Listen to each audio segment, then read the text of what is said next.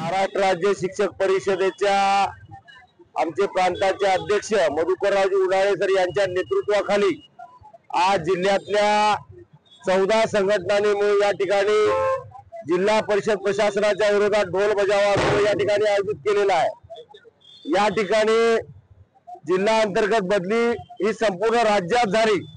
नांदेड जिल्ह्यामध्ये 36 से 55 शिक्षकांच्या बदल्या झाल्या, परंतु या प्रशासनाच्या दिरंगाईमुळे आणि काही शिक्षक 23 शिक्षक या जिल्ह्यातले कोर्टात गेल्यामुळे या 23 शिक्षकांनाच स्थगिती आहे, परंतु प्रशासन चाल ढकल करत आहे।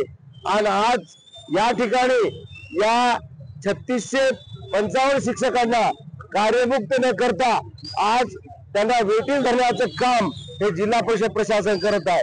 म्हणून आमचं हे ढोल बजावणं आंदोलन आहे।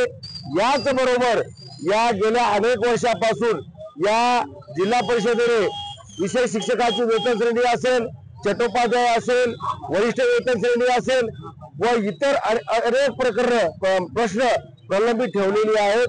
म्हणून आमचं हे आंदोलन आहे।